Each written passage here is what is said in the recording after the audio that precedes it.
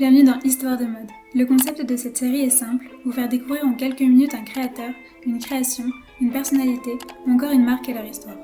Aujourd'hui, on découvre l'histoire du sac Kelly de la maison Hermès.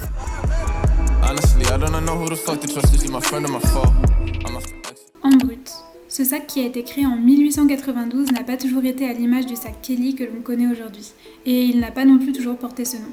On découvre ensemble son histoire et comment Grace Kelly l'a rendu si célèbre. Son histoire. Ce sac qui a été créé en 1892 a d'abord été nommé le sac haut à courroie.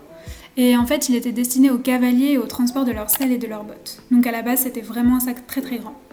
En 1923, Émile Maurice Hermès, qui était le petit-fils du créateur de la marque Hermès, va collaborer avec Ettore Bugatti, qui est le fondateur de la marque automobile de luxe Bugatti.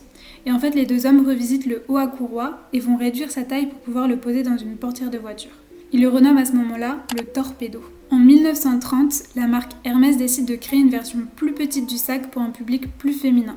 Et 5 ans plus tard, il est à nouveau revisité, donc en 1935. Sa coupe devient plus élégante, le cuir est rigide et le fermoir est équipé d'un cadenas. Il permet de transporter tous les objets qu'une femme a besoin de garder avec elle. Il est renommé le sac à dépêche pour dames. Mais ce n'est qu'en 1954 que Grace Kelly entre en jeu en découvrant par hasard le sac Hermès. En fait, lors du tournage de La main au collet, Alfred Hitchcock propose à sa costumière de choisir les accessoires du film dans une boutique Hermès.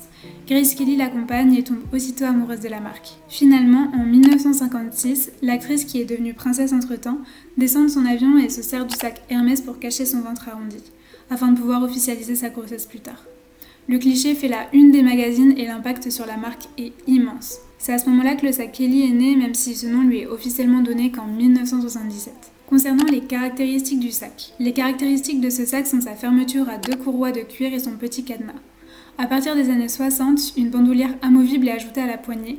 Considéré comme le classique d'Hermès, il est disponible dans une vingtaine de matières, en cuir, en toile, en autruche et même en crocodile, et dans une multitude de coloris. Il a 2600 points de couture, il existe en 8 tailles allant de 15 à 50 cm de largeur et il nécessite environ 20 heures de travail manuel. Chaque sac est fabriqué par un seul et même artisan. Aussi, chaque pièce est marquée d'un poinçon qui permet d'identifier l'année de fabrication ainsi que l'atelier et l'artisan qui l'a réalisé. Son prix varie de 5 000 à 59 000 euros et représente avec le Birkin, dont nous parlerons dans une prochaine vidéo, plus d'un tiers des ventes de la maison Hermès. Les différentes déclinaisons du Kelly signé Hermès. Le sac Kelly a par la suite été décliné en pochettes, donc les mini-pochettes Kelly et Kelly long, en portefeuille, le portefeuille Kelly, ou encore en sac seau, le seau Kelly, et le sac Toolbox. Je conclue cette vidéo par 3 anecdotes concernant ce sac. La première anecdote concerne le record de vente du sac Hermès le plus cher, et celui-ci est détenu par, préparez-vous le nom un peu hardcore, le sac Hermès Kelly 32 cm mat géranium porous crocodile et black Togo laser cellier. Voilà, qui est en fait un Kelly noir avec des détails rouges. Il a été vendu aux enchères pour 132 000 euros. La deuxième anecdote concerne le véritable sac Kelly.